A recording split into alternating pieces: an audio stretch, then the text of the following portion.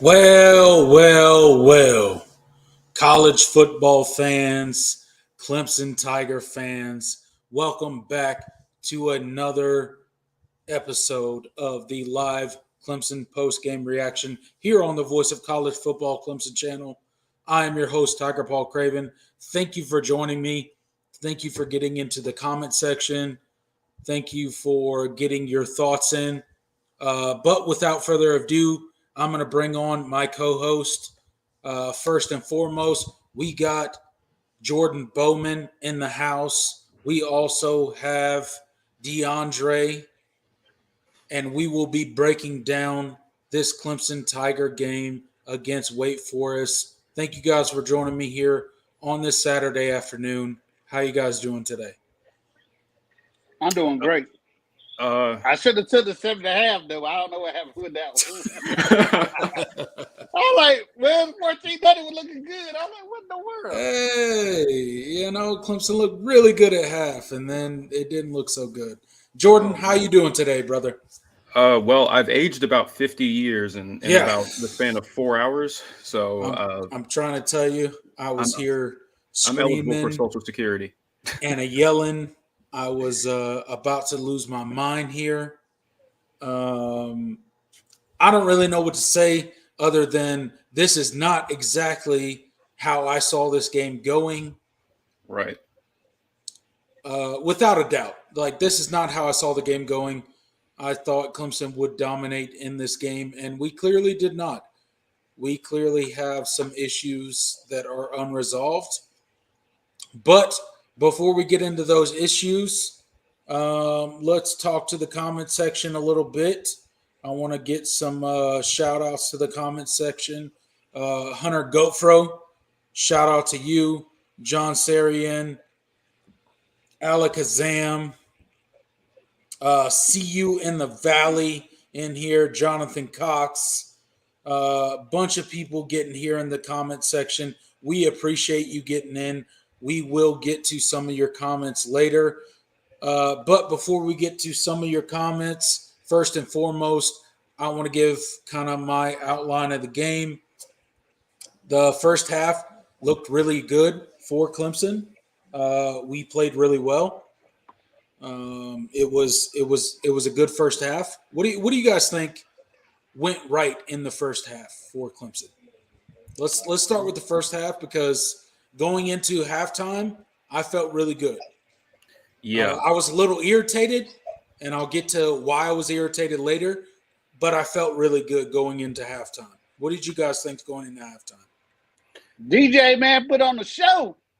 Hey, you got to love him, man. He did a great job, man. Everybody, all of us give. I think he just caught his touchdown total for last year, right, with his game. So, man, we got to give that dude some love. 11 touchdowns, I think, on the year and 1 interception. We got to give him some love, man. Everybody's been killing him all summer and all spring, and that dude put on the show. Hey, it is what it is. Right. So before we get into it, I want to give a little bit of halftime stats. So Clemson was 15-9 on first downs, 8 of 12 on third down conversions, 309 total, 309 total yards, 192 passing yards, 117 rushing yards. So Clemson was doing pretty good in the first half. We held Wake to 10 yards rushing in the first half. We held Wake to 129 yards passing in the first half. So, Jordan, what were your thoughts on the first half, and how did you feel going into halftime?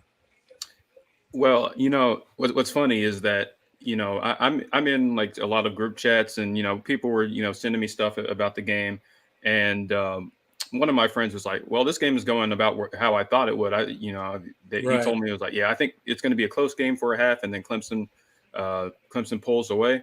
Kind of pulls away in the end, yeah. Yeah, and I was kind of in agreement there. I think when we did our pregame show, my what was my score prediction? I think it was 35-20 or something like that. Something like that. Yeah. Yeah. So hold on, it was 35-20. Yep, that was your score prediction. Yeah. Yep. So it was kind of playing out how I thought it would. I thought the offense looked really really strong. They were putting together drives. I wish they executed in the red zone a little bit better. And at the end of that half, I felt like, you could have gotten a little bit more separation, and maybe we wouldn't have been in the situation that we were in. Cause it's, being up, 24-14 versus 20-14, just from an optics standpoint, looks different. And it's a different conversation that the Wake staff has to have with their team, in the locker room. But I thought the running game was good in that first half. I thought they got good push. DJ made really good decisions. They were airing it out too early. Those first two drives, DJ was really slinging it. The wide receivers finally had a complete game. No really awful, bad play, bad drops, or really miscommunications. Antonio Williams had a really good first half. He was kind of a safety net for DJ. Bo Collins looked great. Joseph Ngata made plays, and he actually stayed in the game. I know he went out for that one catch, but he stayed in the game for the most part. So I thought it was a pretty complete first half. But it was just I thought the penalties on defense were what were keeping Wake in the game. Those two scoring drives they had were, basically all the Clemson pass interference calls. So so it seemed to be that the play for Wake Forest today was throw it up and wait for Clemson to commit a pass interference penalty, right? Yep. I mean that seemed to be the play of the day for Wake Forest. That seemed to be. I mean, what was Clemson's penalty yards on the day? 175. Let me look it up. No, it had to be over 100 yards. Oh no, it was definitely over 100. I'm just trying to remember if it was like 150. Was it 175? Did it really get? Oh man, 175. That's what I thought. That's what I thought it was. That's what I thought it was. I'm looking for it too, but I thought it was 175. Hold on, I'll look it up. 120. Yeah, 10 penalties. 10 penalties for 120 yards for Clemson. And that's kind of the story of the game, right? The best Wake Forest play today was have your receiver run deep, have it beat Clemson's DB, and then have Clemson's DB commit a pass interference. And you just throw it in vicinity of said receiver, and that was good enough for 15 yards guaranteed. Every single time today, it was absolutely crazy to see. We will start on the defensive side of the ball today just because it was such an egregious performance, in my opinion. And I know everybody in the comment section is looking to us to talk about the defensive side of the ball today, to talk about especially the defensive backfield, the back part of Clemson's defense. What do you think was going wrong with Clemson's defense? And this goes for both of you. What was going on with Clemson's defense in the back end today? I know we started a bunch of people that wouldn't necessarily start if we had a completely healthy defense, but it seemed that we were getting bullied on the back end today. What do you guys think? I'm going to say I blame Wes Goodwin because, I said they should have stuck with a cover two. If you go look, and also Phillips, that first touchdown Wake Forest scored, Phillips came up on that mesh play that gave them that touchdown. But I thought they should play cover two or the shell. So when they started doing that, I'd rather for you to run the ball, which has been Wake Forest weakness all year, than throw the ball with Hartman and those receivers. They said they had three good receivers. So I blame the coach for putting them in that position. Let's play shell. You try to get the big play. Let those guys that are the all these first round so-called draft picks that we're supposed to be having, let them rush the passer. And they get a couple of yards rushing, so be it. But I really blame the coach for putting them in that position because all of them were young. Yeah, they high talent, but they still was young. And that's who I blame for putting them in that position against the experienced second receiver core. Yep. Okay, Jordan, what do you think was going on? Yeah, I'm with DeAndre. I think the first person you have to look to is Wes Goodwin. The position that he put his corners and safeties in was less than ideal, and you're And it's not like this is something that we haven't seen on tape before. You know, we've known going into the year, and then we saw through the first 3 weeks of the season that this Clemson secondary, these corners are not experienced, and they don't, you know, they still have a lot of work to do. And Right. you know, I agree with DeAndre. I would have just, you know, I would have sat back in soft zone and, you know, dared them to run it, which they finally did towards the end of the game. But it was such a late adjustment. I would have gone with that from the start. We knew that Wake couldn't run. If they got to, you know, if Wake runs on us and beats our defensive line, and when we're playing soft zone, Then it is what it is, right? It is what it is. I'd rather lose that. I'd rather lose that way, and the Wake have to work it down the field instead of hitting explosive, you know, pass plays, and our DBs giving them free first downs from penalties. So Wes Goodwin, he takes the brunt of the blame first and foremost. But I also want to I still want to talk about, you know, the corner play, both the secondary play in general, because while Wes didn't necessarily put them in the best position, they made a lot of mistakes. I mean, it was a myriad of mistakes, right? Their press technique was awful. Just a lot of free releases, a lot of not really, you know, flipping your hips, and it looked like they were a step behind the receiver every time, you know, Sam Hartman, you know, threw it up. And it was frustrating to watch, and they didn't get their head around. And it just wasn't, it was not good. And the safeties I'm also disappointed in, because when they were supposed to be, you know, give the corners help, they were sitting, you saw Jalen Phillips on that one play, you know, biting up on the run on that slow mesh. And I'm like, why are we telling them to even play the run right now? I would rather, you know, let our defensive line and our linebackers handle that. You stay deeper than the deepest guy running that you see. Like, that's what you're coached to do, is stay, you know, be deeper than the deepest guy. And 100%.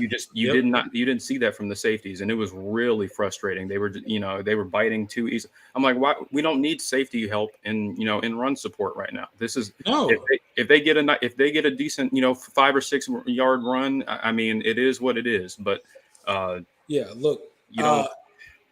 At the end of the day, Clemson was lucky to win this game. Let's be honest. Clemson was lucky to win this game. We did not play well. I think the offensive performance came out strong early on in the game. I think the defense got some stops early. And then I'm not really sure what happened. The defensive end on the defensive end, the defense started getting attacked. They started getting exposed in the secondary. And there was never really, in my opinion, there was never really any adjustment by the Clemson defensive staff from whether it be halftime on. I don't think we really adjusted. I think that Wake Forest recognized early that we were outmatched on the defensive side of the ball as far as the DBs go, and they were just willing to throw the ball up, and it worked out for them a ton. I mean, look at it. We had what, 10 penalties for 120 yards. 10 penalties for 120 yards. And quite all, like what, eight or nine? It's got to be 8 or 9 of those were pass interference. It feels like. I know we had a false start, absolutely, and maybe a holding at one point. But the bulk of those, the majority of those 10 penalties were pass interference penalties. Yep. Because DBs were getting beat, just absolutely destroyed. And I get it, we're playing some freshmen out there because we have some injuries, but at the end of the day, we got to be better. This defense is not as advertised coming into the season. It's just not. It's just not. Maybe on the front end, but even today, I don't like that there were certain points in the game that we didn't get the pressure that I think we needed to affect Sam Hartman. I think if we would have gotten more pressure more consistently throughout today, that I don't think our defensive backs would have been as exposed as they were. What do you guys think? Well, I think they're playing out of position. Yeah, I really do. Okay. I really can't blame. I really don't blame the front seven. I blame the fact that he didn't play a different coverage and adjust to what they were doing, and that said something about him as a coach that he didn't adjust to what they were. That he could have done a better job. Come on, still, he could have done a better job at helping that secondary out. I mean, hey, it is what it is, but still, I just think I blame the coach more than I blame the players. Yeah, absolutely, 100%. Yeah, I do too. I wanted to give a shout out to Hunter Goatfro in the comments, but the "Hey guys, Aaron Judge is batting" comment. That might be the best comment so far. I swear to God, you guys saw that in the game, right? I mean, yeah. Every time it happened, I was just like, bro, like who cares about it? Like, and what it was in key moments too. What is ESPN doing right now that we're literally cutting to a baseball game at this point? I'm gonna watch my language. A baseball game in the middle of a really important football game, albeit in the ACC. I don't care. It's an important football game. If I wanted to tune into Aaron Judge breaking whatever freaking record he's about to break, I would have tuned into his damn baseball game. I wouldn't have tuned into the Clemson Wake Forest game. I mean, yeah, but I'll let that go. I wouldn't be surprised if the split screen came up on this screen right now and showed, and they just cut to the Yankees game right now. That would not even surprise me. They might. It's absolutely freaking ridiculous. Like, anybody watching the Wake Forest Clemson game gives a shit about what Aaron Judge record he's about to break. Like, clearly they don't care. If they did, they would be tuning in to the whatever Yankees game is playing at some random time on Saturday. Like, who okayed that? Like, who thought that was a good idea? And then, like, did you hear the announcers? Like, they kept saying, they're like, "Oh, we promise we'll be back with his next at bat." Like, nobody asked you to give us any of his at bats. Yeah. I didn't want to see the first one. You've already showed me 3 at this point. I didn't want to see the first one. I didn't ask for that one. So. And the worst part is they, they cut the audio from the game. Right. And we're just like listening to this stupid ass announcer on the baseball field talk about, oh, he's 0 for 2 already. I don't give a shit, dude. I don't care. He pop flied on live right in front of us. I was like, wow. So you didn't even we didn't even get to see what you panned, you cut the game for. Like, right. Like, what are we doing right now? I don't. Listen. That's a whole other conversation. I'm sorry. I know that we ain't really talk about that. That's crazy. Miami losing Middle Tennessee right now. They would have cut that real bad. Oh, they are? Wait, what happened? Whoa. Miami's down 17-3. Breaking news. Yeah. Breaking news. Middle Tennessee State. Wow. 17 to what? 3? 17-3. Yeah. Well, thank God the rest of the teams on our schedule don't look good because we'd be in trouble. Well, as long as the rest of the teams on our schedule can't pass, we'll be okay. Don't worry. Yeah. Doesn't look like Miami can right now. We can't guard any receiver ever. So that's kind of Clemson's fucking MO at this point. Right. What is Akuba hurt from? Who? They don't Makuba. They won't say. They won't say. They don't give any injury information. Sheridan Jones didn't play today. Wiggins got burned. I mean, God knows how many times today. What's his name? He got burned a couple times. Oh, we have a bot in the comment section. Can somebody get rid of that, please? Can you? I think you can. Are you? Well, oh, that's right. You might not be able to from here. Yeah, I'm not. Because we don't have any moderators on this channel. That's the frustrating part. Let me see if I can. God, sorry. Hey, you guys keep the conversation going. I'm trying to figure out this mod thing. Hold on one second. Well, it's kind of hard to it's kind of hard to single out one person in the secondary because everybody gets an F for today pretty much. I don't think I saw any great effort from anybody. A lot of people have been getting got on because Wiggins got burned a ton. Toriano Pride got burned a ton. Jaden Lucas got burned a ton when he got in there. Absolutely. Fred Davis. Don't get me started on Fred Davis. Good God, that dude. Can he cover anybody? Can he cover anybody? Like, seriously. Yeah, I'm not joking. We need Malcolm Green back, man. The problem is I don't even think having Malcolm Green and Sheridan Jones back would have been that much help because, I mean, okay, maybe Malcolm Green plays well, but have we seen anything from Sheridan Jones to think that he would have played a whole lot better? Not really. Yeah, I mean, I really blame the coaches. I ain't trying to be funny. I'm not trying to say, but you saw what I said when we talked about the pregame. Play cover 2 or cover 3, and we'll let Wake Forest. Wake Forest still only had 110 yards rushing. Yeah. Today, I mean, play back. But I thought our defensive line played better. But you could tell. I don't know what's going on with Moscow too. He don't really get in the game a lot.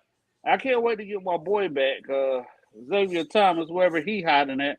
I know he's still hurt, but we need our whole defensive end. When are we getting Xavier Thomas back? By the way, next week I think it's pretty. I think he's expected to be back against NC State. Which next week at this point, oh God, man, yeah.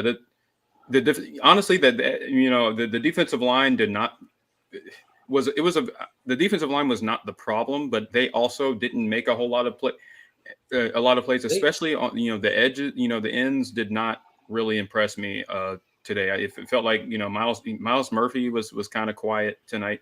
I think he had a couple good plays towards the end, but really it was honestly the one who looked the best today was Tyler Davis by far. I feel like our defensive line looked. I mean, I'm not saying pedestrian, but relatively, neutralized by the Wake Forest offensive line when it came to them really, getting pressure on Sam Hartman at points in time in the game. They really did rush Sam Hartman, and they really did get after him and make him uncomfortable. But as a whole during the game, it wasn't really consistent, in my opinion.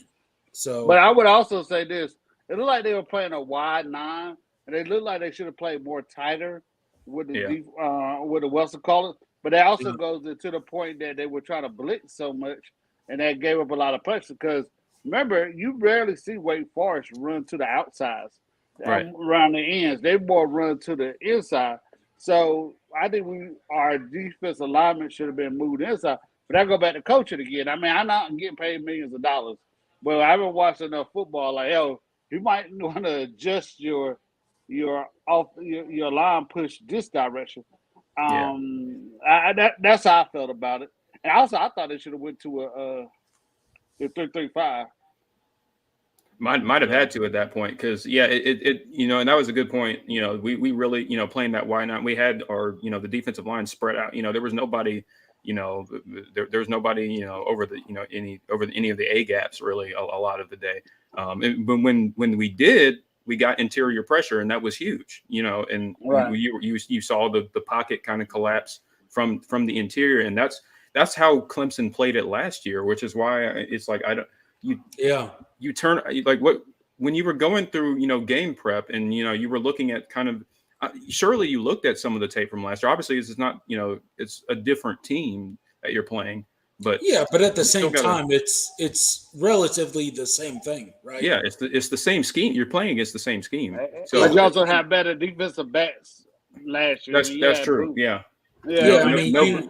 No Boothing, no Goodrich is real. It's hurting us more than I knew it would hurt, but I did not think it would hurt Clemson as much as it has. I didn't think it would either, and a lot of Clemson's DBs got picked on this afternoon. Yep. It wasn't just Wiggins; it was Toriana Pride. It was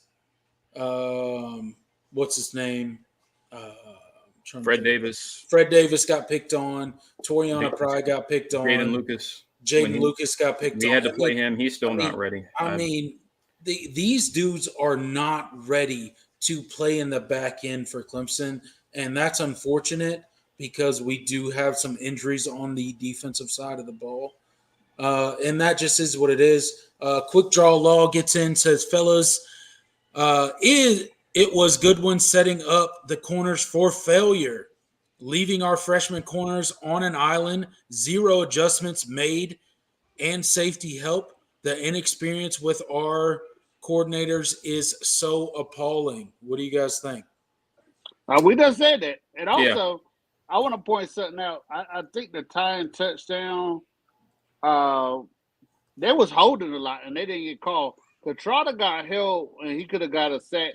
Let's give Wake Forest credit. They did a great job on that match and that running back helping the block, but they were getting away with a lot of holds also. I mean, because if we go look at when I think it was a tying touchdown, when the guy was wide open in the end zone, they were getting there. He was sitting there like that. They are holding him left and right. Like, call the flag, And I know we won the game, but that kind of irks my nerves. It's like you sit there looking at it like they holding them.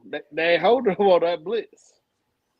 Yeah, it seems that Clemson is still kind of plagued with the injury bug, if you will, still this season too, right?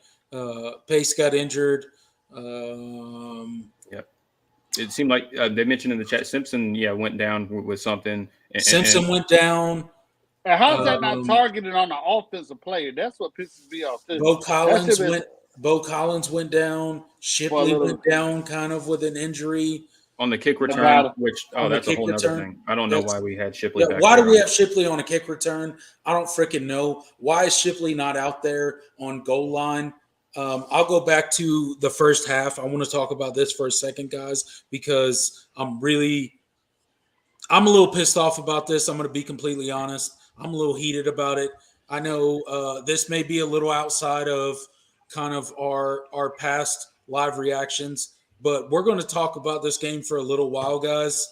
So stay tuned. We will get to your comments, I promise. But I want to talk about this freaking end of the first half for Clemson. This really pisses me off. You're freaking goal to go, right? You're 4th and goal. You're on the 1.5, 2 yard line. You're telling me that Shipley and this offensive line against Wake Forest defense can't get you a score? You have to settle for a freaking field goal in that position. I mean, at the end of the day, guys, I was going crazy. I was in Pete's stream. He was irritated about it. I was irritated about it. What was your guys' thoughts on that sort of situation? Because I think that was an absolute turning point in the game. That's where Clemson started playing not to lose and not so much to win the game. We weren't playing to win the game at that point. We were playing not to lose, and that really pisses me off because I think physically we could have dominated Wake if we really wanted to. Yeah. I agree with you. I think part of the reason Dabo played as conservative as he did, I think he was shocked, to be honest, at how poorly the secondary played. It feels like if Dabo knew that this secondary was not, up to snuff, and they were going to get played this bad, I feel like he would have played this game a lot differently, especially in that first half. He may have tried to build more of a cushion, and I'm not excusing it because Dabo was not perfect in some of his game management decisions in this game, but I think he was just kind of bewildered, and you saw towards the end of the game when it was just every Wake Forest drive was a big play, and you just saw him on the sideline at that point. He wasn't even yelling. He was just like he just had that look on his face, and he was like, well, what can you do?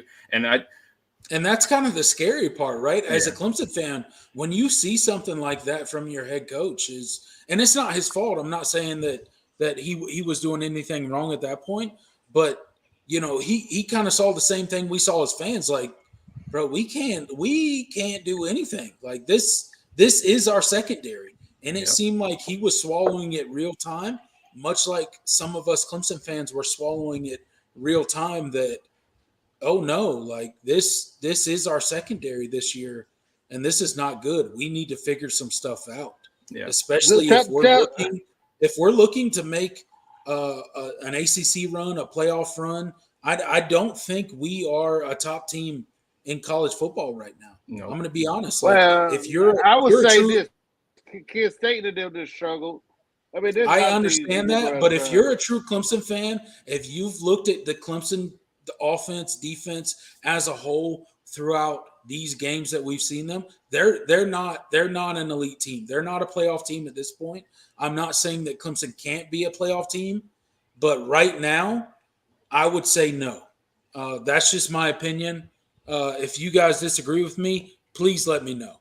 I got no issues. Let me know. I don't disagree right now. This is not a top 5 team, as the ranking would suggest. Not right now. Yeah. And I still think that Clemson can get there, but they are not there right now. And there's just there's too much inconsistency. Now I mean, honestly, the day the offense really has a complete day and wins you again, puts up a really strong performance. The defense, just completely falls apart. And they fell apart. I really thought going into this game, I thought this was the week that Clemson would really put together a complete performance, right? On offense and defense, I thought coming into this game we would play really complimentary football, and we just didn't do it. I think the offense played well. You couldn't ask for a better game from DJ. I know there were some people in the Pigskin Pete stream, and they were like, "Oh, switch quarterbacks." You can clearly tell that they're not watching football if you're telling Clemson to switch quarterbacks at this point. I had somebody on Twitter say, "Put Cade in or lose." I was like, "Are you watching the game?" Bro, have you watched any of Clemson football at this point? Like, because if you're saying that at this point, like we were saying, like I'll point myself out. I was saying that after week 1. I was saying that after the Georgia Tech game. I will take ownership for that. But I have not said it since. This is clearly DJ's team. And if you're still talking about Cade Klubnik, you're clearly not watching Clemson games. You're clearly not watching any of the drives that DJ's putting together. I mean, he's throwing absolute dimes most of the time. Yep. Now, he throws bad passes, but so does every other quarterback. So, I mean, that is what it is. But also, you look at this.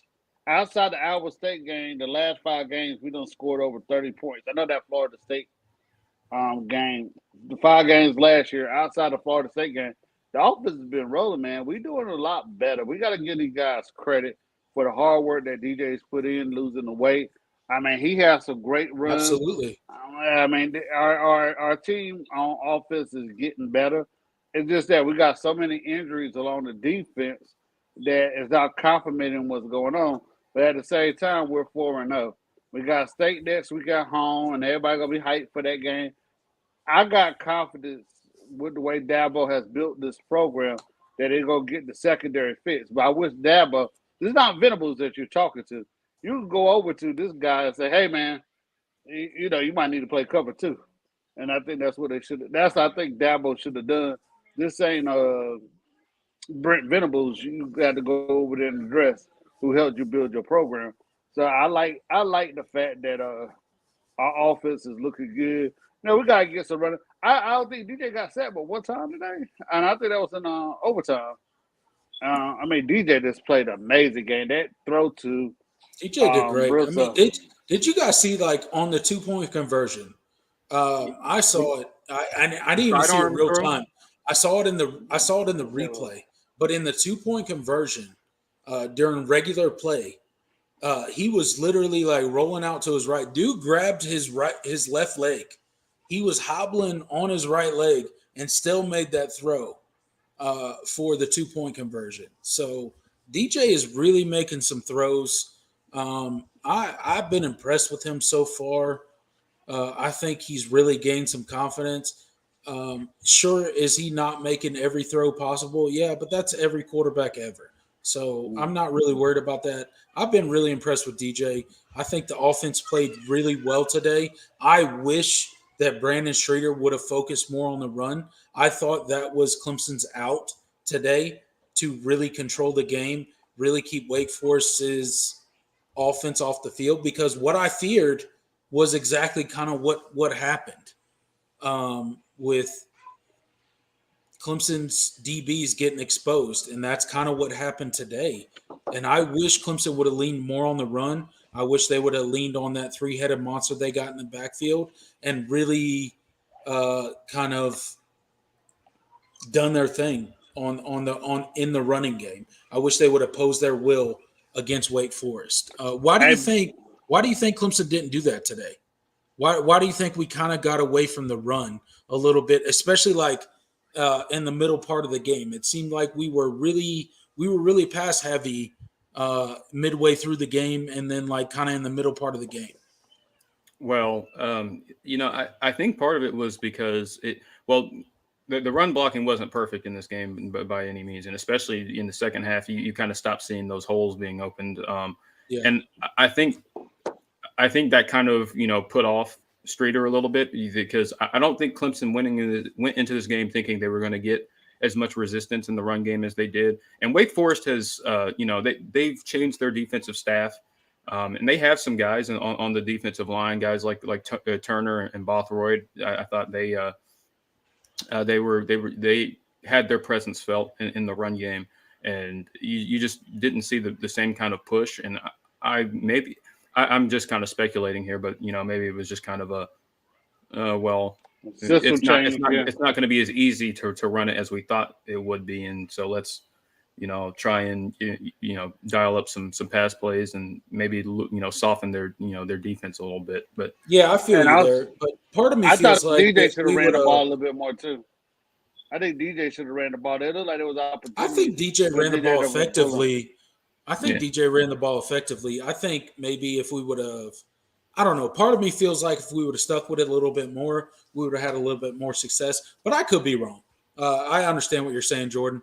And I did see that in the game as well. So yeah, to the DJ thing, I thought DJ ran. I thought he ran fine, and he did good. I thought the amount of runs he got were pretty. I thought he got it in some key situations, and it still makes me laugh when DJ. I don't think he did it too much or too little, to be honest. Yeah, it still makes me laugh when DJ jukes somebody out of their shoes. Well, when I say it, it looked like he looks it and go. Yeah, he looks slow when he's juking, but somehow like he's faking out backers and stuff. So he ran over a linebacker earlier too, didn't he? Yeah, I like it. I'm laughing. I'm just being honest, but like he does look like I put it in Pigskin Pete's stream earlier. I was like, he looks like a blocking tight end trying to run the football. But he is juking people, and he is making plays, and he is getting first downs with his legs. So I'm all for it. Let's do it. Hey, keep going. Also, I like to point this out too. Maybe the reason why they threw the ball so much, because they said, well, let's see if DJ can really beat us. We see all this improvement, so let's take the run away and let's see if DJ can put it. Because if you go back to the games that I showed you where people were just playing cover 3, and cover 2, they slowed DJ down, and they said, "Let's see if DJ can beat us." And DJ beat them today, and maybe that's just a part of the problem a lot of times. He did beat them. Yeah. Maybe my Tony Elliott prediction was right the other day. Is that Tony Elliott might have been a problem because you see what Armstrong is doing out there. I know I brought that up last night. I don't want to comment too much on that, but. I still want to give Elliott time. I don't want to be that guy and do the whole, because I don't want it to come across as sour grapes or anything, because he put a lot of time in the program. But I also want to we haven't really talked about the tight ends specifically, but let's just give them some love. Brenning Stool made big plays early in the game, and Davis Allen was the finisher tonight. That was so refreshing to see. So shout out. I'll let you keep going, Jordan. But shout out Brennan Stool, 6 catches for 72 yards. And then you got Davis Allen, 4 catches for 36 yards. So tight ends balled out. Go ahead, Jordan. Keep doting on them tight ends. Over 100 receiving yards for those tight ends. Between the two and 2 touchdowns. That was huge, and I can't say enough about. I think Clemson fans have been waiting for that, because we knew that coming in, Kyle Richardson, being promoted to passing game coordinator and taking on the tight ends coach role. We thought, man, is this the day? Is this the year we finally see the tight ends really get involved in the passing game? And seeing Clemson not just go to the tight ends, and just because they can, but in key situations, knowing that we had that option offensively, when we need a first down, when we need a red zone, score, they can get open by themselves. You saw Brenning Stool work himself open on that first touchdown. That great throw by DJ, great catch by Brenning Stool, great focus and working back towards the ball. That was a great throw by DJ, by the way. Yeah, in the back of the end zone, that was a great throw. Yeah, and that was phenomenal to see. So I want to give props to those guys. Give props to Kyle Richardson. It's clear he's been working with that group, and credit to Streeter. Because the credit to Streeter and I don't even know if those plays were necessarily designed for the tight ends, but you saw that they gave him a chance, and so I thought that was awesome to see. And that was really kind of one of the differences in the game. I'm sorry, I'm trolling Miami fans. I don't know if y'all kept the score. They're down 24-3 right now. Yeah, I've been looking. Yeah, that's crazy. I never, But anyway, and also give some credit to the receivers, man. Nagata made some plays. I think they put play in the bubble. I don't know if you saw that text, Chris, when I sent to you. But I like, every time they fall on the ground, they seem like Bro Collins went off. The two freshmen, they showed their speed out there.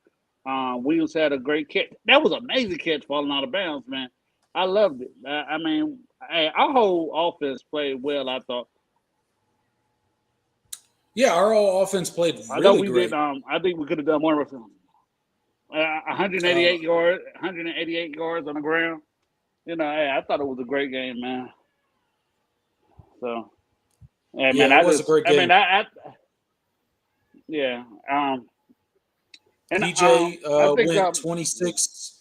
DJ went 26 for 41, 371 yards, 5 touchdowns. Will Shipley had 20 carries for 104 yards. We had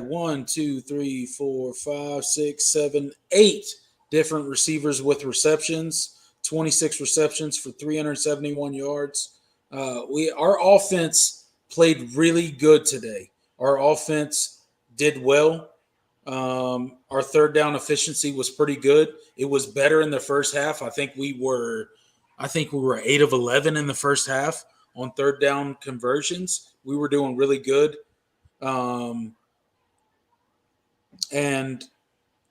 I think we got a little bit away from the run for some of the reasons that Jordan Bowman laid out in the kind of the middle of the game, and I think part of it was just we were trying to score quickly, and I think maybe we should have kind of slowed the game down, should have leaned on the run a little bit more, but we weren't getting the push on the offensive line that I expected in this game. Especially between the tackles. You saw Will Shipley, he broke first play of the game, right? Was like, what was it, like a 60-yard run maybe, right up the middle. But there wasn't a lot of push throughout the game, right? Yeah. Up the middle, right? That was the best we got. Between the tackles, there wasn't a lot of room, whether it be Maffa, Pace, Shipley, it didn't matter. Pace got a little bit banged up. I saw he got his ankle taped. We did sustain some injuries in this game. But overall, I think our offense played great. I think our defense needs work. I think maybe our defensive front needs a fire lit under them, if you will. I think they need to support that back end a little better. We all know that Clemson – even most Clemson fans coming into the season, Clemson's defense, especially the back end, was a question mark, right? We knew that we had some dudes at cornerback, but we didn't have a lot of dudes. And the dudes kind of behind our guys that ran out there first were inexperienced. And they were freshmen, and they maybe were not ready. And that was kind of exposed today. It was exposed last game. And I think that was kind of some of the issues that we ran into. But overall, hey, a win's a win. I'm not exactly happy with the win and how it went. I wish we would have went for that 4th and goal from the 2. I wish we would have played a little more winning football instead of not trying to lose football, which is what I felt like we played at the end of the first half. But overall, a win is a win, and we will move on, and we will absolutely destroy the Doggies, aka North Carolina State, next weekend. I hope so. No, Yeah, I still feel. great like history to that rivalry right there. Yeah. We'll get into that later. Yeah. Save that for later, DeAndre. Yeah. Save that for later. But yeah, just history in that rivalry. Yeah. Yes. But and the overall takeaway from this game was the players that we needed to step up to win. When the game was in doubt, the guys that we knew we had to rely on. Yep. Yeah, they stepped up. This was about heart. This was about who wanted to win, and you saw that from DJ. You saw that from Shipley on that touchdown run where he managed to stay up and reach across the goal line. That play got blown up. Should have been a tackle for loss. Yeah, no, that was like he was hit like 1 or 2 yards in the backfield, and he fell forward and he kept fighting and he got a touchdown. So abso-freaking-lutely, like I love seeing plays like that from players. Like that is absolutely the heart and soul of football. That is what being all in is all about. That's what Dabo Swinney preaches, and you love to see things like that, especially from your big players in Shipley. Yeah, absolutely. And just you saw that heart on those, especially also on those key third downs where that huge catch that Ngata made on that third down, and Bo Collins did as well. Yep. Those kind of plays are just the kind of we've been waiting to see from the wide receivers. It looked like the passing game was really in sync for the most part. I thought the offensive line, outside of a couple of plays, blocked extremely well, and so it's kind of that thing. It's like, wow, when you give your your former 5-star quarterback time to throw, he actually makes plays. I know, right? Like you look at DJ early on in this game, he was super clean, right? Yeah. He was able to go from read 1, 2, 3, like he was going through. You could see him going through his progressions and making the right plays and putting balls on the money, and that's kind of what's important. And I think that pays dividends going forward for Clemson. Our offense is definitely making strides. And I know it doesn't look like it looked under Deshaun Watson. It doesn't look like it looked under even going back to Taj Boyd or Trevor Lawrence or even Kelly Bryant for that matter. Okay. It doesn't look the same.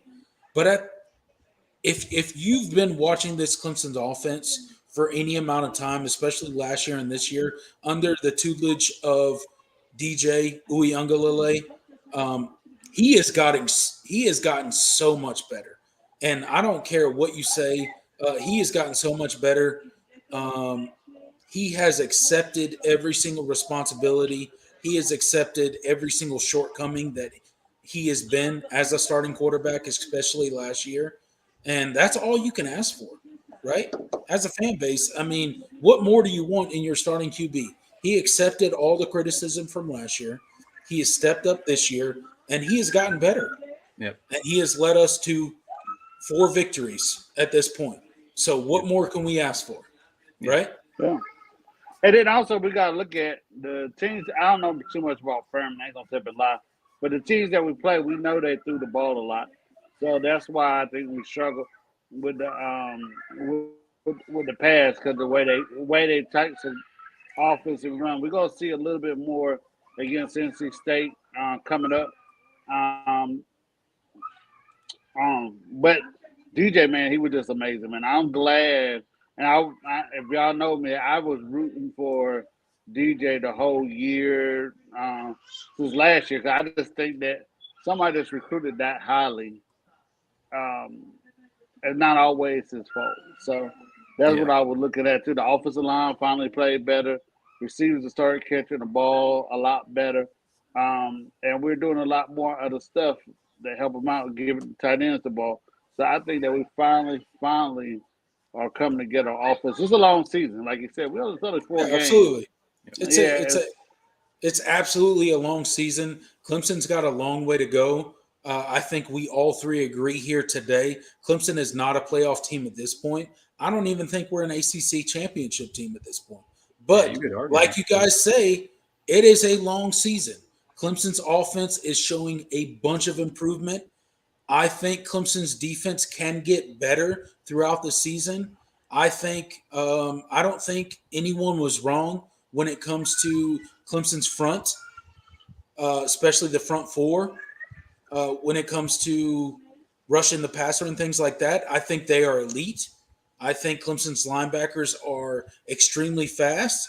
I think they have some growth to do, but they're fast. I think they can become elite. And the back end, I think Clemson's back end can become serviceable as the season goes on. And that's yet to be seen. It's a long season. Look, we are not the team that we will be in November. I hope not, right? We're not the team that we will be in October. We're not the team that will be in November. We're not the team that will be come playoff time or bowl season. If we don't get to the playoffs, right? So we're not that team yet, and I think it's yet to be seen how good we will be. Scott Smith, our buddy Smitty, gets into the chat. He wasn't able to watch the game today, so he did not join us for the post-game breakdown. He said that over-the-shoulder throw for a TD in OT was beautiful. Yeah, it absolutely was beautiful. That was wonderful. Just perfectly played right over, and Bo did a good job of getting a step. He had at least like a step and a half of separation on the DB too. I'm telling you, I was super worried when I saw Bo Collins went down and started grabbing his shoulder. Yeah, that dude is our best receiver, Antonio Williams. I think Bo Collins and Antonio Williams has definitely kind of separated themselves when it comes to Clemson's top receivers. Hey Craven, check out the private chat. Mark sent you something. I got you. I think he already got it. Yeah, I got it. Thank you. Okay. Yeah, I got it. Thank you. Appreciate you. Yeah. Michael gets in. Let's go through some things in the chat here, guys. We'll respond to some of the comments. So you guys in the comment section, you guys watching the show right now, get into the comment section. We're going to read a few of your comments, and we're going to interact with you guys for a little bit. So Michael gets in, says Georgia 41, Clemson 13. That's yet to be seen, sir. Hey, we don't play Georgia, so. Yeah, Georgia's not on the schedule, so I don't know what you're talking about. Excuse me. I'll put it like this to you. I know everybody said, well, are we ACC champions?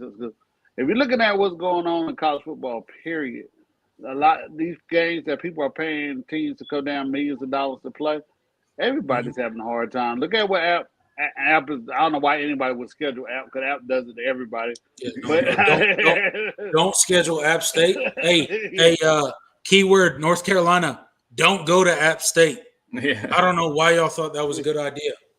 Hey, at least they won. At least they won. A&M let App State come to their house and beat them. So this is true. Why would you go to App State and be like, yeah, we'll pay you to play us? Like what? Yeah. No. Yeah. Don't do that. But if you go look at what's going on in college football, these teams are not backing down from these schools just because they got a bunch of 5 stars or what's called. They're not scared. They are not scared. They are not scared. Hunter Goatfro gets in, says 207 yards passing in the first half. I think he's talking about the Tennessee-Florida game. I think Anthony Richardson seems to be having a good game. There we passing. Go. Hey, shout out that's hard to AR-15, right? That's hard to do. Shout out AR-15. Yeah. Tennessee's terrible on all defense. Please don't cancel me for that. I'm sorry. Maybe hey, fellas, but I got to get to work, man. Y'all take care, all right? All right, brother. All right, we'll DeAndre. see you. Thanks for stopping by. All right. Are you good? Are you good, Jordan? Yeah, I'm still good. Okay. All right. So John gets in, says Don't know why folks are so certain Vols would get the Gator Monkey off their backs. You think the Vols are winning today? I don't. What do you think? They're not playing that well. They're not and playing that way, right? Yeah. Anytime 10, and that's the thing that's what made me hesitant when I was, talking about this game was, Tennessee. Just anytime they play Florida, Georgia, or Alabama, it always seems like they can't get over the hump, right? Yeah, they completely fold up, and especially Florida. I mean, Florida's been the most beatable of the three. Like, I don't blame Tennessee for losing to Georgia all the time and Alabama all the time, but Florida hasn't been perfect. They've had their years where they've been very vulnerable, and it's just hasn't been. They can't seem to get it done. Yet to be seen whether the Voltards will beat the Fighting Alligators. We'll see. Quick Draw Law gets in, says at Hunter Goatfro. Yeah, he's talking to better Hunter see you in this thread after North Carolina State. Absolutely spitting facts. Okay. Yeah, Hunter Goatfro. He's a good commenter. He's a good dude. He was in Peachstream earlier. Yeah. So he's a good dude. Our buddy Smitty gets in, says, like Darian Kendrick, EJ Williams playing corner could help the secondary. Okay. That's interesting. I haven't heard that, but I'm not opposed to any help that our secondary could get at this point because let's be honest, we have spoken to exhaust on the secondary at this point. It's not good. Yeah. And unless we get super healthy, we get our starters back, we get Sheridan Jones back. But I mean, even Wiggins looked terrible today. Yeah. I mean, he got burned. Wiggins did not play well. He made, and I give him credit. He made the final play when he needed to. He made the final pass deflection, which was kind of poetic. But yeah, the man looked defeated for most of the game. Did you see the look on his face? Yeah. Every time he took his helmet off, he knew that he was just getting torched. I don't know what is going on with the Clemson secondary. I don't know what it is. I don't know if it's just them being freshmen. They're just not ready. And then maybe that's the case. And that's okay, right? That is okay. And I think that kind of goes to the conversation that's been had by Clemson fans for a while now. Yeah. Should Clemson have gone into the portal to get maybe one or two defensive backs? I say probably. I say we were fed all offseason that it's like, oh yeah, we have inexperience there, but we've got some really talented freshmen that are really good. Toriano Pride is really beyond his years as far as his ability. Jaden Lucas is guess what? I can't tell. Nate Wiggins might be the best corner on the roster. Guess what? I can't tell. Yeah, I can't tell either. And if that is, that's not good. That says something. If Nate Wiggins is the best player or the best corner on the roster, we got a long season ahead of us. Yeah. I mean, look what Georgia is doing to teams. And I know Georgia struggled, quote unquote, today. Okay. It is what it is. But you look at some of the top 5 teams out there and their passing game, they would absolutely feast against this Clemson secondary. Yeah. And regardless of how good our defensive line is, you can only get so much pressure. Yeah. Right? If your defensive backs can't hold up at all, you don't have a prayer.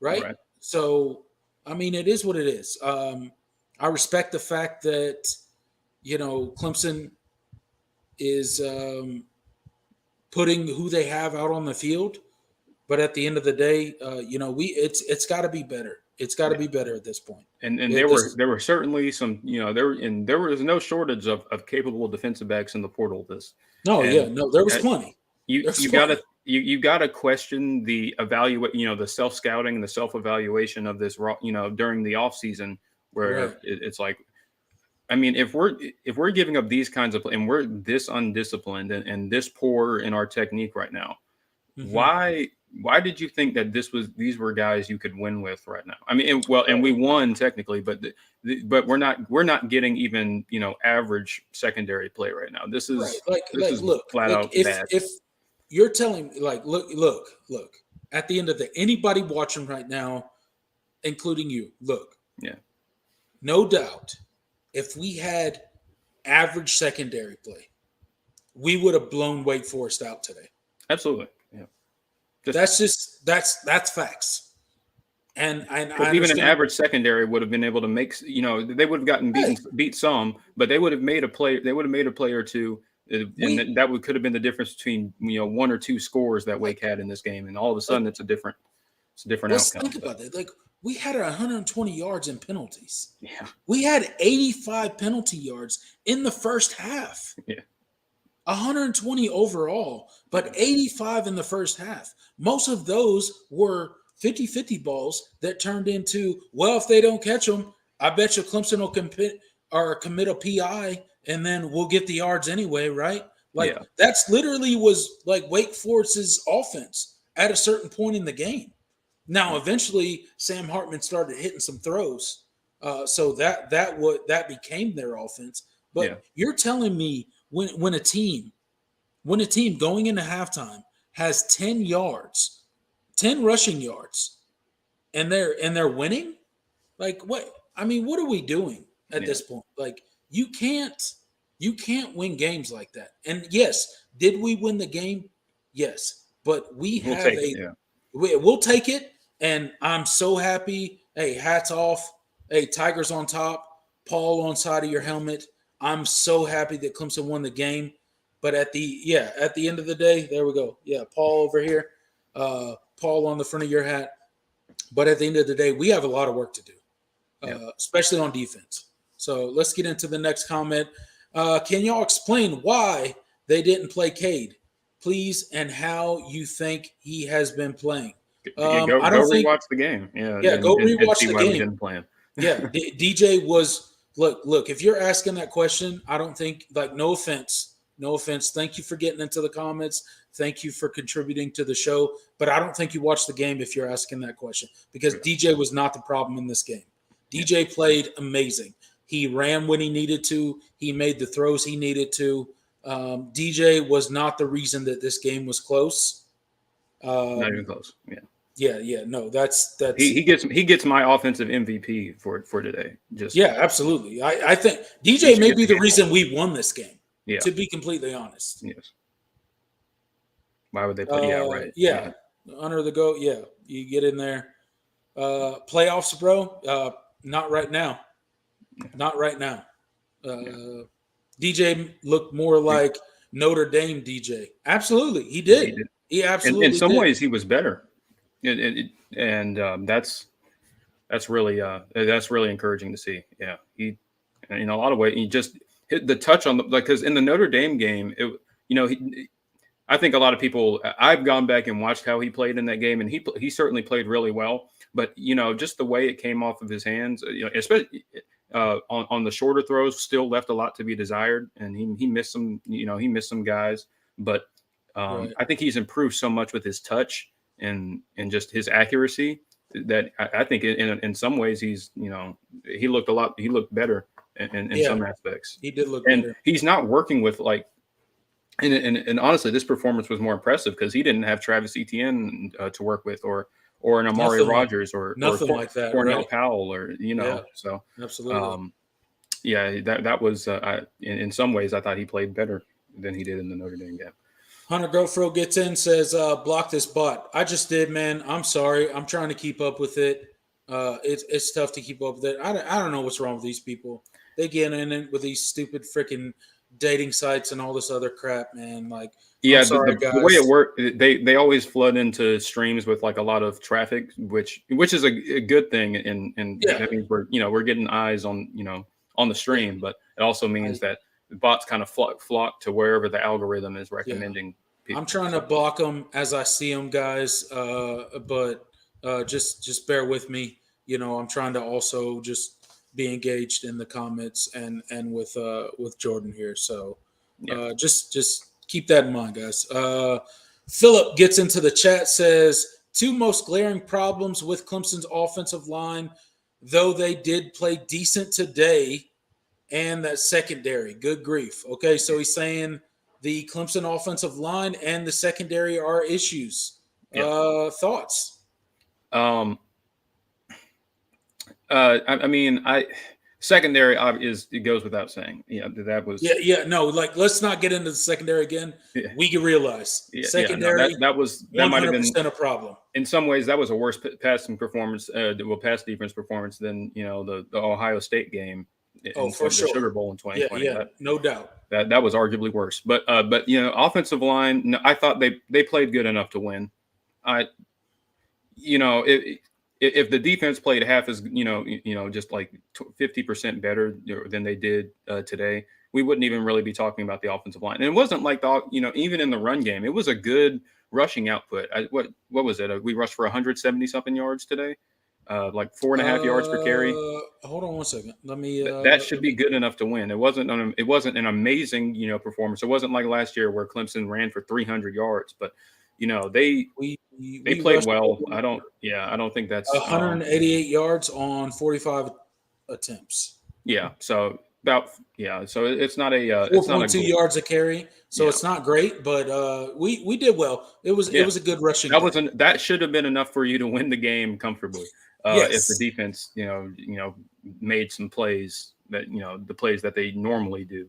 Keep in mind we also had 559 yards of total offense. Right. So, let's and the pass protection gets an A. I'd say an A minus. And honestly, it's the only really bad. And the one sack we took was because Will Shipley was messed up in pass pro. It wasn't even the offensive line. I think Blake Miller got. I think he got tricked on that one stunt, and he went and double teamed when he shouldn't have on that one play, and there was it allowed pressure to DJ earlier than he needed to. But other than that, I can only think of like a couple of really bad mistakes from the offensive line. The Jordan McFadden false start in overtime, but obviously that didn't end up mattering. They made up for it. I thought the offensive line played more than. I think they get a good grade for today overall. Right. Absolutely. All right. Jordan gets in, says Miami is riding with Latson today. 5 catches, 11 yards per so far. Sounds about right. Hey, shout out to Latson. I'm glad he's unlike some Clemson fans, I'm glad he's doing well. Okay. I really am. It seems like he's not. Well, it seems like they're throwing it to him, but there's not really much for him to do. 5 catches for 11 yards. That's no, they said 11 yards per. Was it 11? 11 yards per? That's what he said. 11 yards per. So. Oh, okay. I don't know if that's true or not. I'm not watching the game. So. I haven't looked at the stats because if that's the case, then good for him. Yeah, good on him. Hey, good on him. We're as Clemson fans, we're happy this year, right? Hunter Gofro gets in, says, I told them Latson was a bust way back in the offseason. So we'll see. I don't know. Does he have 11 yards total on 5 catches? He has 65. He's 6 catches for 65 right now. Okay, so he's having a good game. He's doing all right. Yeah, good. Good. And it's still the first half, so that's good. He's on pace for having 100. Hey, go Latson. Yeah, way to go, happy man. For him. Hey, do your thing, dude. Hey, check out North Carolina. Surprise, surprise. They're making a no offense look like they have an offense. And that's what Shout out Luke Walker. Shout out to Luke Walker. But no, that's what I feared in this game. I had a feeling that this was the game Notre Dame's offense was going to get right because North Carolina's defense is that bad. 24 points in the first half. Yeah, has Notre Dame scored 24 points in a game all season? I don't know. I think they scored 24 total against Cal last week, so they've already matched that in the first half, and that's their highest point total. So their highest point total they've met in the first half against North Carolina. I don't know why people. I don't know why Luke keeps thinking that it's. I don't know. Never mind. Wait, we'll get into Luke later. And it's not even like fluke plays. Notre Dame has 300 yards of offense in the first. Jesus. Good God. It's like the Clemson secondary all over again. It's giving me PTSD, man. Just a little bit more balance. 7 yards per carry for Notre Dame hasn't been able to run the ball this year, but now they can run the ball suddenly, somehow. Yeah. Kevin Washington gets in. Hopefully we can see tremendous growth with our DBs moving forward. Yeah. Yes. Mike Reed, Wes Goodwin, Mickey Kahn, they got a lot of work to do. Trust in Mike Reed. Yeah. Trust in Mickey Kahn. Trust in Wes Goodwin. Good guy. We have no choice. I hope, like there's no choice. It is what it is this season. I hope they get it together. I mean, that's it. That's all we can do as Clemson fans. We hope that they get better. That's at the end of the day, it is what it is. That's the Clemson secondary that we have. We're injured. We are shorthanded, and hopefully these freshmen can grow up quick if they have to, because it seems that they're going to have to. It seems that they're going to play a lot of significant snaps. So Ricky Cox says Williams needs to start. Antonio probably. Yeah, honestly, at this point, Antonio Williams does start without officially starting. You see him out there. I think he was out there first play of the game. Yeah, if Antonio Williams is not starting at this point, he's basically starting. Him and Bo Collins are clearly the best receivers that Clemson has on the roster. Yeah, I don't care. Like it's clear at this point. It's Bo Collins, Antonio Williams, Davis Allen, and those are like literally the top three. And I'll give Ngata credit because he made some good plays. Ngata's good. Yeah, and he's played well. Ngata's played well enough that I'm fine with seeing him out there. And he made some big catches today. I think the only one he had that I think it was a little post route in the end zone. I think DJ probably could have put that ball in a little bit better, and it got broken up. But that was the only really bad play with. Unsuccessful play with Ngata. So I still want to see Ngata. He's not a liability out there right now. Yeah, I think not having an impact on the game. So I think that's good. Well, John Sarian gets in, says, "What's your opinion on the Clemson O-line overall? I thought they got tired fast or something. I don't know if they got tired fast. I think they played decent. I think this is Clemson's offensive line, right? I don't think they're an opposing force at all. I think they're better than last year, but they do need to continue to improve. I think they have improved this season. I think we have an adequate running game, and that's kind of my opinion on the Clemson offensive line so far. What are your thoughts? Well, yeah, I pretty much said my thought. I mean, I think this offensive line is good and it's capable. Yeah, they're fine. Yeah, they're not blowing people off the ball, and maybe that's kind of that's not quite what some people might have hoped, but they're still.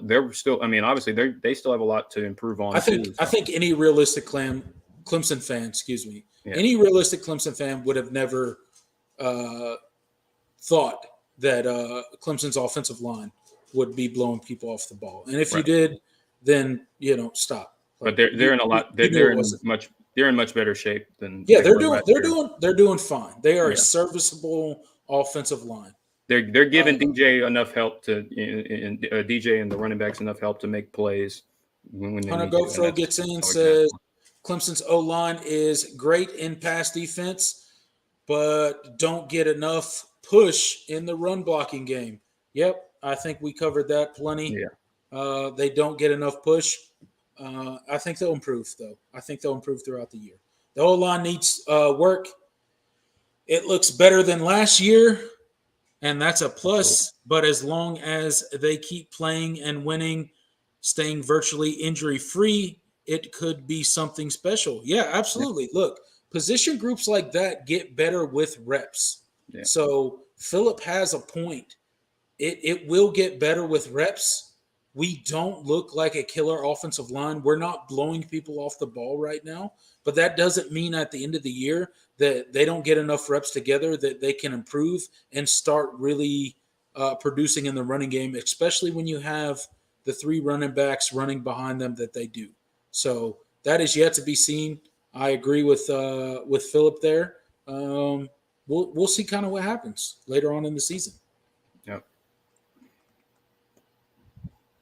Let's see. Brendan gets in the chat, says, I think freshman corners are going to end up great because of their experience the next couple years. Yeah. Well, if any of us Clemson fans can last through their growth, right? Yeah. But no, I like this take from Brendan because that is, the bright side of this is, getting thrown to the fire early. It's in the short term, it sucks, but hopefully they will be better for it, by the end of the year and going into, because, these are the guys that are going to be our starters, next, Wiggins will be a junior next year. Pride and Lucas are freshmen right now. They'll be, they're not eligible. Based on what I've seen from Fred Davis, I would imagine unless he transfers, he's not going to the NFL or he'll be here next year. Who else? Well, we'll see about Malcolm Green. He might have he'll be eligible this year, so I'm interested to see kind of what his draft grade ends up being. I hope he stays. I hope he stays too. Kind of like Mario did.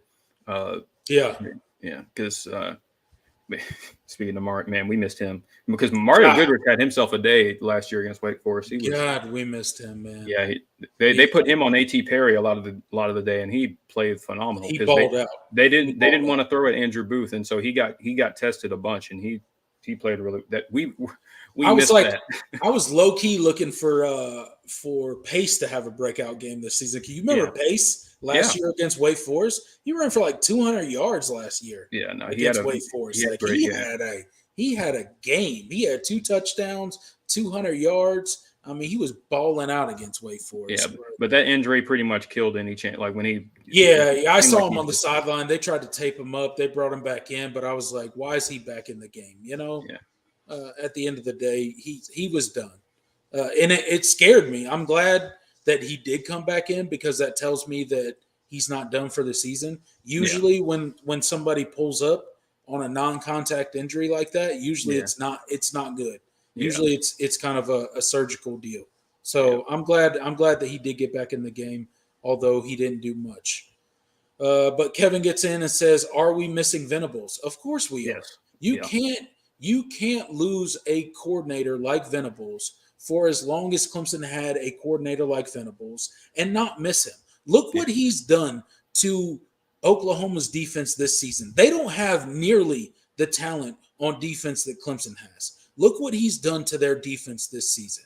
Yep. That is all Coach Venables. That is all his scheme. That is all his doing. So look at that and then recognize that is what we lost. So absolutely, any team in the country, I don't care if it was a Nick Saban, Alabama, if they lost a coach, a defensive coordinator like Brett Venables, they would be suffering much like we are. We're doing the best we can, and maybe Wes Goodwin is the guy to replace Brett Venables, but it's hard to replace the guy. Imagine the dude when Nick Saban finally retires, right? When he finally calls it curtains for his career. What do you think the guy like Nick Saban, following Nick Saban, is going to look like? Right? No. And I wouldn't want to be that guy. Yeah, I wouldn't either. So I respect anybody willing to take on that challenge. Yeah. And Wes Goodwin is the guy that was willing to take on that challenge. And he's done okay so far. Is he doing great? No, I don't think so. But at the end of the day, I mean, it is what it is. You're following probably the greatest defensive coordinator to ever be at Clemson. Yep. So it is what it is. And so, I think, we all knew we all knew that there was we were going to miss Venables. I think the only thing is how much we missed him, especially in the short term. When I had conversations with people about this in the offseason, I said, well, I don't expect too much of a drop off this year defensively. Just because of the talent up front and just what Goodwin has to work with. I still think it's going to be a very, a top flight defense. Yeah, I think we. Yeah. And that was kind of the conversation I had. And, I said my biggest concern was, in the long term, when Venables recruits start to cycle out, and how does Goodwin recruit, and how does he, mold the defense into his, how he wants it, and how does it look when it's actually put into practice. And so that was kind of my concerns long term. But I did not expect the holes to show up this early. So I didn't expect the holes to show up this early, and I think that's what a lot of Clemson fans did early on, especially in the offseason when we were talking to other fans. We were like, well, we're so talented. I think we thought that the talent would kind of mask the holes that would come when you lose a coordinator like Venables, when you lose a defensive mind like Brent Venables, right? So I think we thought that, and clearly that's not the case. Now, I'm not saying Wes Goodwin's not the guy. Yeah, right. I think he was a good hire. I think he was, Brent Venables' right-hand man for a couple years. So we'll see. It's yet to be seen. It's too early to say whether Wes Goodwin can really be the guy and really replace Brent Venables. Right. I think he could be, but again, that's yet to be seen. Again, that's what we have for this season. So we're ride or die, right? Let's go. All in. Wes Goodwin is the guy. Brandon Streeter is the guy. Let's roll with it. Yeah. DJ is the guy at quarterback, and let's roll. Let's see how deep we can go with this Clemson team. And that's all we can do as Clemson fans. Okay. Yeah. So, yes, were we maybe too optimistic in the offseason? Maybe. Possibly. But we'll see. Yeah, we'll see. Philip says, wouldn't anybody miss him? Of course they would. Yeah. Yeah. We just said that. Yeah. We desperately need Andrew Makuba back. Yes. Absolutely. Everybody. Yes. Everybody would miss Brent Venables. I don't care who your team is. I don't care who your defensive coordinator is. If you lose Brent Venables, you're going to miss him. I think that safety should help more from the beginning. Yeah, plenty of safety, missed assignments. Yeah, when there was safety help, there's supposed to be safety help, it didn't come. It didn't come. Yeah. There was a lot of missed assignments.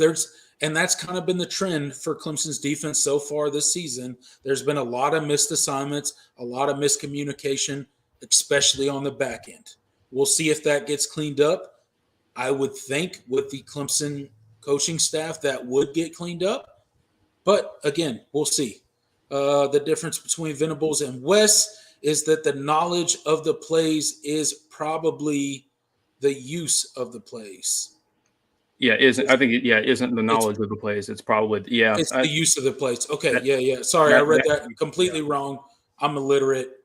Sorry, guys. No, it's good. And I think that's certainly possible. I think Wes Goodwin, he knows defense, and he can draw it up on the chalkboard and do all that stuff and tell you what talk to you about the scheme and how everything is supposed to go. Where is everybody supposed to be? What everybody's responsibility is.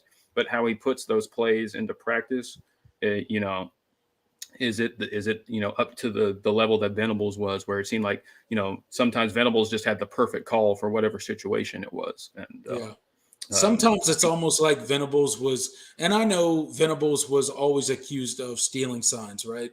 But sometimes it felt like Venables was truly in the backfield of the offensive play caller, right? Sometimes he just drew up the perfect play. We haven't seen so much of that this season. But again, Wes is the guy. So we're rolling, ride or die. Ride or die. That's what we're doing. Couple more comments here before we get out of here. The best thing is that we had the heart to finish. Even how bad it was, I agree with all things said. But the heart of the Paul came out for the win. Yes. Absolutely, 1,000%. The Paul prevailed. Clemson came out. We got the win. The W is the most important thing that we did today, and we will talk from now until the next matchup, the next Clemson matchup, about all the things that we can do better and all the ways the coaching staff can get better, all the ways the secondary can get better, all the ways the OL can get better, all the ways DJ can get better. Hopefully, we can get all of our players healthy. We'll talk all about that. But at the end of the day, I absolutely agree. We got the dub, and that's the most important thing. Yeah. When Wake went up, what was it, 28-20 when they had that 8-point lead? I wasn't sure that we were going to win the game at that either. point. I'm going to be completely honest, and full disclosure, I honestly thought we were going to lose the game at that point. I did too. I'm not even joking. I even said in my group chat, I was like, "Oh, that's it. That's it. We don't play well from behind." And so you saw the heart of this team, especially the offense. And they. Did you see the drive that the offense? Right, so let's go back for everybody in the chat. I don't know if everybody in the chat watched the game, but if you go back and if you guys haven't watched the game, go back to the point where Wake Forest scored and went up 28-20 on Clemson. Go back to the following or the next Clemson drive when they absolutely put a complete methodical drive down the field against Wake Forest, not only scored, but DJ scored a 2-point conversion when a defensive lineman was holding on to his left leg. He was balancing on his right leg and threw this sidearm throw to who did he throw it to? Bo Collins. Bo Collins. He threw it to Bo Collins, a sidearm throw, a baseball throw, and tied the ball game up. I want you guys to go back to that because if you're not a believer in DJ's improvement, go back to that drive. Yeah, it was phenomenal. If you're not a believer in Clemson's offense, go back to that drive because the defense was on its heels. The defense was absolutely gassed. They were not stopping anything. The only thing they could do was hold receivers and commit pass interference penalties. And the offense saved them in that moment. Yeah. So go back to that drive, watch that drive, and I promise you will have a greater respect for DJ as a quarterback. Absolutely. Yeah, that was the difference in the game. I mean, I'm going to go play by play. DJ hits that he hit that 6-yard out route to Brenningstool. Yep. And then Shipley, got 2 yards. And then it was 3rd and 2. So even before we scored, Clemson scored that touchdown, it was that 3rd and 2, and they ran that little option play, and that little speed option, and DJ kept it and ran for 23 yards. Right. That was the play call. That first of all, that was a phenomenal play call by Streeter, gutsy in that moment. Amazing. And DJ did a great job of reading it and keeping it himself and getting a huge gain and just getting the crowd back in it, because at that point it just felt like there wasn't any juice left. You're down by 8 points, and it's like, man, it just doesn't feel like this offense is going to be able to put together a drive here. And that huge play was big. And then he does it again on the next set of downs. On that third down, he throws it up. I think it was to Bo Collins for 28 yards to get into the red zone. Just those plays, that was you saw the heart of this team come out, and absolutely. that really rejuvenated kind of the life in the you saw it on the sideline, and just everything about that drive was so important to how this game ended up playing out.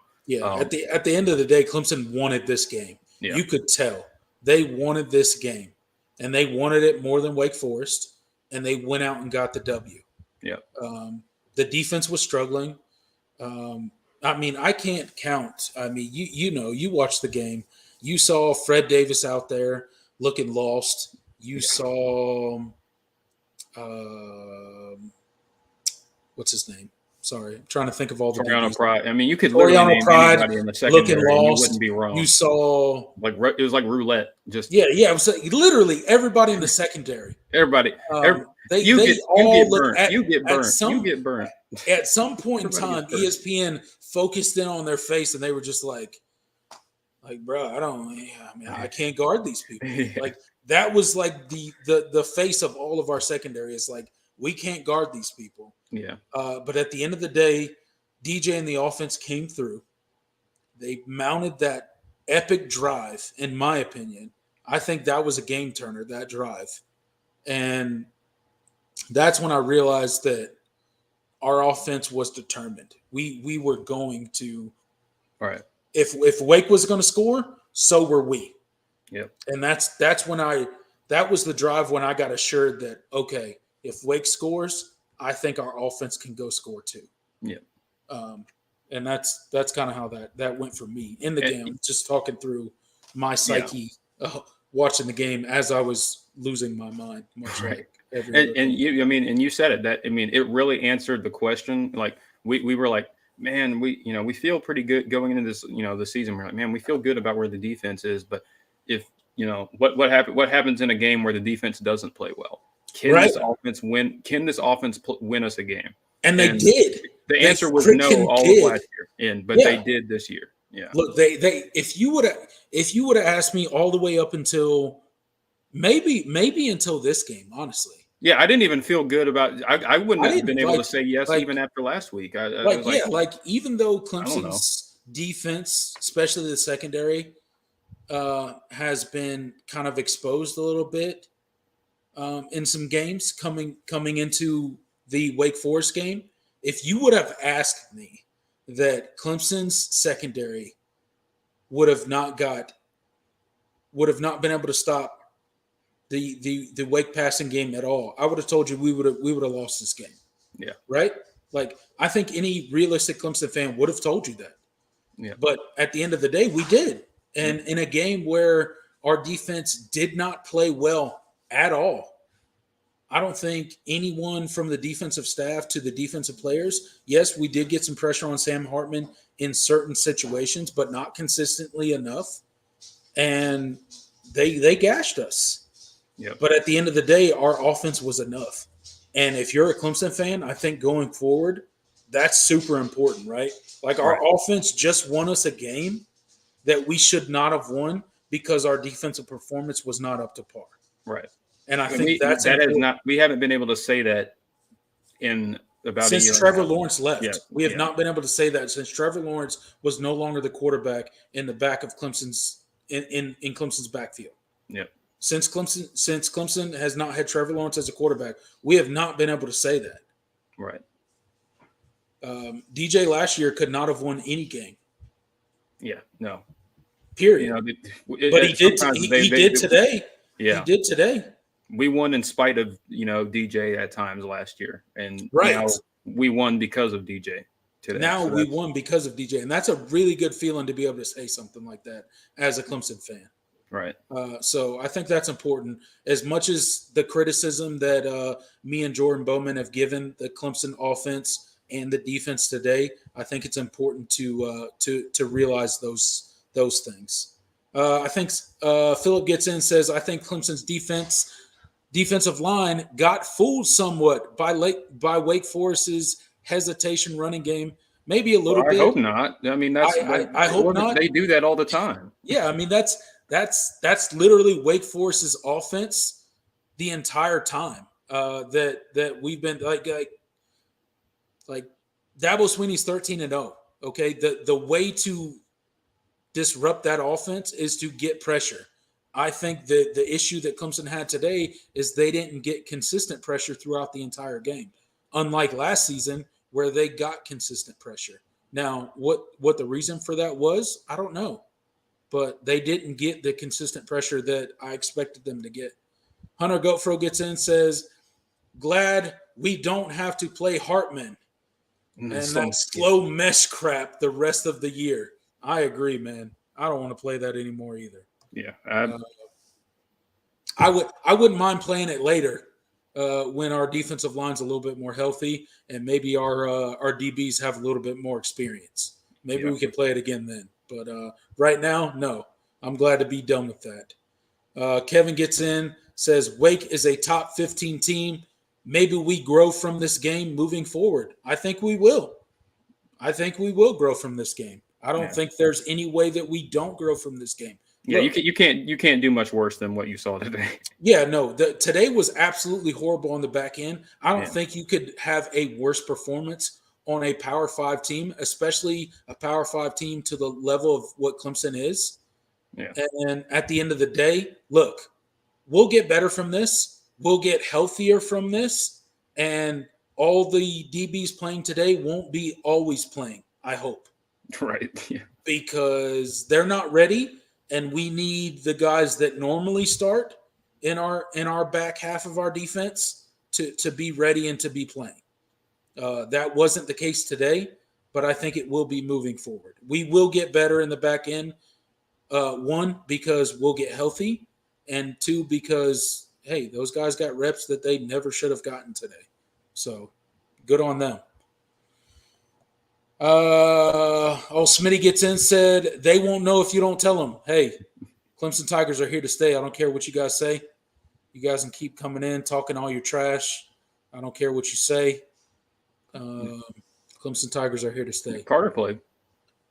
Did Barrett Carter play? Did not play today? Yeah, he definitely played. I saw him out there several times. He made some good tackles. You didn't see him a lot. They didn't talk about him much in the ESPN cast, but yeah, he was out there. Yeah, I saw Barrett Carter. He made several tackles. Philip gets back in, says, I believe the secondary would play just 30% better. Clemson would be 100% better. Well, today we would have 100% sure. If they would have played 30% better, we'd have blown out Wake. So, I don't think you're wrong.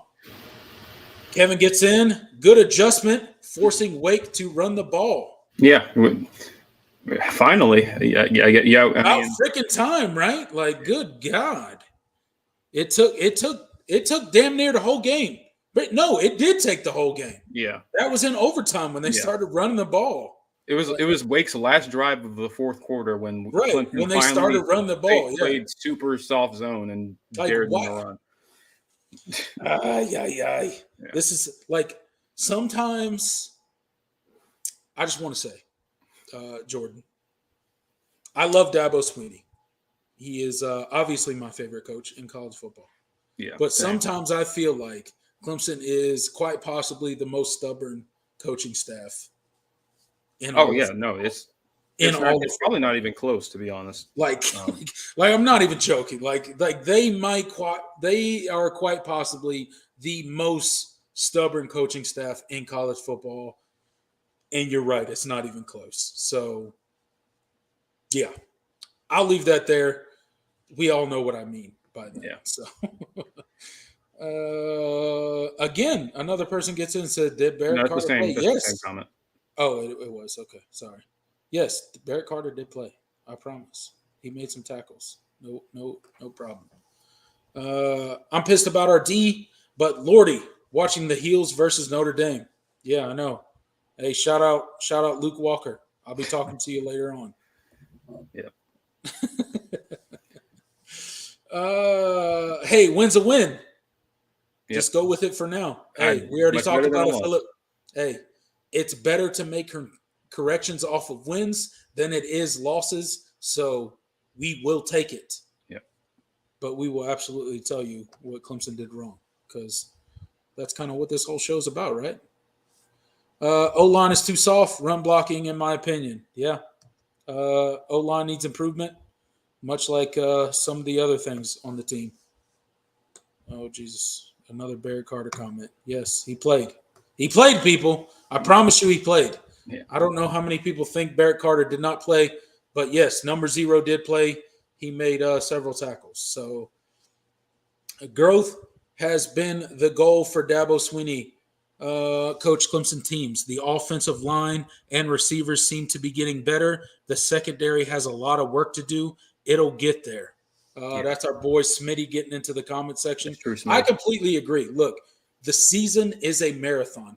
A lot of these people out here, they look at a team like Georgia, and I'm not going to lie. I'll be the first to tell you, Georgia looks way better than I thought they would coming into the season. Okay, except for today, but except for take today out of the situation. Coming into today, what did most people think about Georgia? They look like the best team in college football, and they hands probably down. bar none. They probably still are. They had a rough day today. It is what it is. It happens. But at the end of the day, the season is a marathon. What you are in September should not be the same team you are in November. And that's always kind of been Clemson's mantra. And that's always what I've liked about Dabo Swinney coach teams is we always get better as the season goes. We always improve. So if we go with that sort of mentality, then it's okay where Clemson is right now. Guess what? We're 4-0. Yep. It's all right. We have issues. We have problems. But at the end of the day, if we continue to get better, hey, maybe at the end of the season, could be something. Maybe just maybe we'll have an ACC championship under our belt, and then if we're really good, we'll be competing for a national championship. So we'll see. Man, we're approaching 2 hours, and it doesn't even feel like we've been talking for that long. I know, right? We still got a lot of comments here too, man. Yeah. I'm trying to get everybody's comment.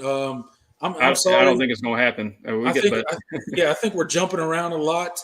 We're trying to get everybody's comment.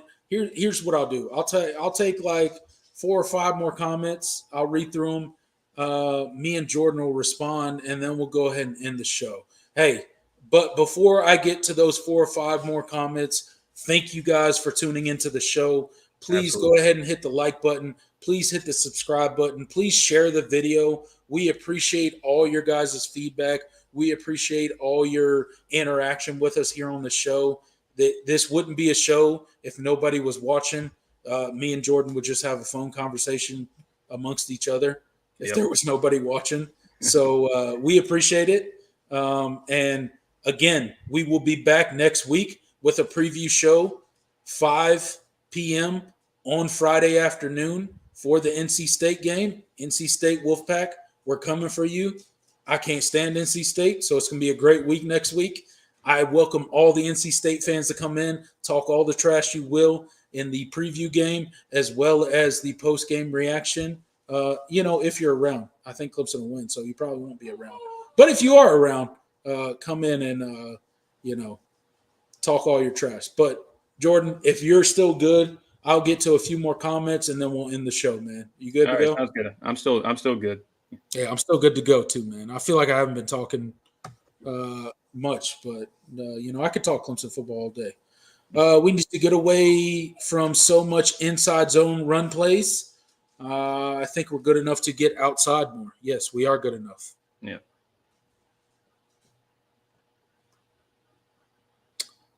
Okay. Yeah. If you really enjoy the show or the chat, hit the like button, hit the subscribe button. Absolutely. Smitty, thank you for that comment. You think GJ will keep getting better or start messing up again? That comment's by Mason. I don't see any reason why he won't keep getting better. I've seen no signs. He's gotten better in every single game, and as the competition has gotten stiffer. So, absolutely.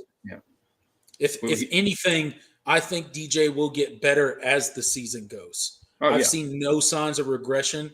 I've seen no confidence issues. Yeah. I think he's fully playing confident. With a lot of confidence right now. He's playing with a ton of confidence. He's making throws that he never would have made last season. Ricky Gitson says DJ showed up with and the defense didn't. I think the defense schemes need to change also to help cover up some of the faults. Yes, I think Wes Goodman will get into the lab. I think he will recognize that our back end is an issue and that maybe we need to come up with a scheme to kind of put a Band-Aid on that until those guys kind of grow up. But to get back to DJ's point, I don't see any issues with DJ. Look, he's playing with full confidence, and although he is not a running quarterback by any means, somehow he makes dudes miss in the open field. I don't know how he keeps doing it because it looks like to me it's happening in slow motion, but it's amazing to watch, and I laugh every time I see it, and I love to see it. Yeah. So it makes me all giddy. Yeah. Way to go, DJ, man. Hey, but cover up that ball, DJ. Don't fumble it anymore. Yeah, that one little fumble. He did a good job of recovering it. My blood pressure don't need that. Chill out, man. Actually, I don't think he recovered. I think Adam Randall hopped on it. So Adam Randall. Good looks to Adam Randall. Yeah. Adam Randall. True How about Adam freshman Randall? with the field How about Adam Randall throwing that DB to the ground today? Oh yeah, no, he's so physical, man. Shout out Adam Randall for snatching that dude to the ground today. He got a flag, but I still think it was funny. Yeah, and we haven't seen that kind of physicality out of a Clemson wide receiver in a minute. So. Brendan gets in, says David Allen surprised me today. He got up there to catch the ball. He did elevate in the end zone to catch Davis that ball. Allen. It wasn't a surprise, really. No, not at all. We saw him make those kinds of when they did go to him. He made those plays last year. We knew how good Davis Allen was. It was just how much Davis he Allen actually get involved. The Davis Allen disrespect's about to end. I'm about to pull up Davis Allen's stat line for all you people out here disrespecting Davis Allen. Stop doing it. It's unnecessary. Davis Allen's good, man. He had 4 catches for 36 yards, 2 touchdowns, 26 yard long. Okay, look, Davis Allen is a beast. Okay, the only problem with Davis Allen in the past is that he's been underutilized by the Clemson offense. That's the one thing that I will say. Brandon Streeter has gotten some criticism here recently as being the play caller for Clemson. He's gotten some criticism that's like, oh, he kind of gets away from the run like Tony Elliott did, right? That's kind of some criticism you see out there for Clemson fans. And why some of that may be warranted. What he has done and what I do like seeing is, 1, he's attacking the middle of the field. 2, he's utilizing the tight ends. Not just Davis Allen, but he utilized Brenningstool today. Brenningstool had 6 catches for 72 yards today, 12 yards average per catch. Okay, so the tight end position is starting to produce for Clemson, and that's something that I really like to see, and that's something that I think will help us going forward. Yeah, I'm with you. Is Trenton Simpson's injury serious? We all hope not. We all hope not. All right, last comment that we will get into today. Again, thank you guys for getting into the comment section. We'll be here all day if I answer every comment. We've been on here for 2 hours, so I'm going to let me and Jordan get a break. But last comment, serious question for you too. Is it possible Goodwin doesn't have the ass-chewing personality to get guys to progress or else? What do you think? I think it's possible. I mean, and you saw last week. The one doing the chewing out, especially in the media, was Dabo. Dabo, and that's. I don't mean to cut you off, but like that's something that surprised me for Dabo, because that's something that you have not seen from Dabo at all. Like really in his head coaching career, he really called out the defense, and then like he called out by name, like specific defensive players, i.e. Miles Murphy, in that speech, and like he made it like very clear that like the defense was pretty much trash. That's without saying, that's kind of what he did. You know when Dabo was saying freaking, then he's mad. He's freaking cry. But seriously, it's I do think it's, and you can tell just on the sideline watching Goodwin, he just doesn't have that fire that like you just going back and watching Brent Venables when he was at Clemson, and just like he was getting in guys' face and just these menacing, intense, like just furious eyes when somebody missed, even on a good play where somebody missed an assignment. Said, what are you doing? You were supposed to take the tight end there. He would do it to his sons. Like Brent Venables was literally like foaming at the mouth, like a dog with rabies every play on the sideline. Like he needed a get back coach. Like literally ESPN started a whole segment on their program because of Brent Venables. Like it started with Brent Venables. Yep. So like, I mean, come on, like the dude was intense. Yeah, that's for sure. So yeah, it's clear that the motivation for this defense is not going to be able to come as much from the head man in charge. And I think we kind of knew that because Brent Venables fire and intensity I think is not something you find very often. There's not a lot of coordinators out there like him, just as far as their intensity. Maybe you could put Will Muschamp up there. Like Will Muschamp would foam. He'd get pissed off too. But you just don't see that a lot. So his intensity and fire were pretty unique. So this defense is going to have to. I think you're going to have to see the players take more accountability, and probably it has to be a more collective effort from this staff to get light a fire under this defense. So that's just kind of where we are. It's different. Yeah, I think that's where we are. It's one of those things, right? Like, look, not everything's going to be perfect. Everything's a transition, especially when you're dealing with new coaches. So I think we need to kind of temper some expectations. We need to give some people some time to settle in to their new roles. But I will get one more. Bower tweeted angry about this year being compared to 2014's defense. Said no pressure. DBs are getting torched. V would be trying to fight someone on the sidelines at this point. I have no doubt that Brent Venables would be trying to fight somebody on the sidelines at this point. I also have no doubt that Ben Boulware would definitely be fighting somebody on the sidelines at this point. He would have been in Fred Davis's face. Like, what are? Yeah, I do. Like, look, like the amount of profanities that Ben Boulware probably would have tossed at the defensive backs today would have been absolutely epic. I don't know if he actually tweeted that, but I don't doubt it because he did. Okay, I saw the tweet. He's a super passionate dude, man. Like the dude is that he's and he didn't play with any of these guys really, so he doesn't care about hurting feelings. So that's right. That doesn't surprise me at all. Yeah. So shout out to Ben Boulware. Shout out to the Clemson defense.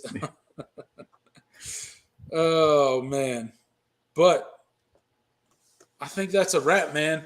I could keep going on with the comments forever. Yeah. We still got 27 people here in the chat getting in. I hope to see Alan gets in, says, I hope to see Clemson in Charlotte. I hope to see Clemson in Charlotte too. Okay. I think he's a Pitt fan. So shout out to Pitt. They didn't struggle in their game. So good for them. Pitt, do your job. Yeah. Hey, Pitt, why'd you lose to Tennessee? Okay. Look, you should have won that game. I'm still mad at you for that, but I hope to see you too in the ACC championship game here in Charlotte. We owe you guys we owe a rematch. Yeah, we owe you a rematch. we owe you some payback. Okay, you caught us on a downward spiral. Okay? Yeah, it was a bad game. It was a bad game. Don't get used to it. Okay, don't get used to it. It won't happen again. Okay, but again, all of you still in the chat. All of you that'll rewatch this on YouTube after it gets posted, thank you for tuning in to another episode of the Clemson Tigers live post-game reaction show with me, Tiger Paul Craven, my amazing co-host, Jordan Bowman. We appreciate you guys tuning in. We appreciate you guys getting into the chat and furthering our conversation here. Again, another great Saturday to be a Clemson Tiger because we got the dub. I don't care how we got the dub. We got the dub. We have plenty of improvements to do, which we outlined in this video. If you have questions on what we need to improve on, hey, just rewind the video. Me and Jordan Bowman got into all of it, okay, along with the comment section. So we appreciate you guys. We will see you again here on the Voice of College Football Clemson channel for the pregame show for North Carolina State this Friday at 5 p.m. Don't be late, guys. Be here this Friday at 5 p.m.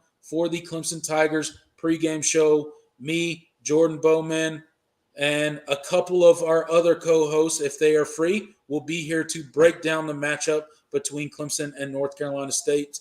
And it won't go well for North Carolina State. No, it won't. All right. Jordan, do you have anything to promote before we get off of here? I'll just if you want to follow me on Twitter at Jobo0209, Jobo 0209 on Twitter. I tweet about Clemson a ton. I was live tweeting this game, just the frantic reactions, and I probably sounded like a crazy person, but if you're interested in that, and if you're even if you're not a Clemson fan and you just want to see a Clemson fan melt down on social media, I'm a good Twitter account to follow. So you know what? I don't have Twitter, and I may get Twitter just so I can follow Jordan Bowman. You should. I'll follow you right back. I may do that. I'll add you to the we have a little Twitter Clemson group chat, so I'll have to add you to it. All right. Yeah, let's do it. I'll get a Twitter just for that. But so feel free to follow me there, and you can catch me on some of the other live shows on the main Mark Rogers Voice of College Football channel. I'm on College Football After Dark mainly, and you can find me there, and I call in sometimes to some of the other shows. So that's about it. All right. Yep. Shout out to all the shows that Jordan Bowman does. I know he calls in regularly to the ACC show over on the Pigskin Pete channel. That's right. If you guys don't know that channel, please check out Pigskin Pete. I'm a regular over on that channel, especially the ACC show over there. Me and Jordan Bowman get over there quite often. Again, I have a YouTube channel as well. I'm not really posting much on my YouTube channel this season because I'm kind of over here doing my pregame and postgame shows here on the Voice of College Football Clemson channel. But I'm looking to do a few more things on my channel as well. So check out Tiger Paul Craven on YouTube. We appreciate you guys tuning in, and we will see you next time. Tiger Paul Craven checking out. Jordan Bowman checking out. Later, guys.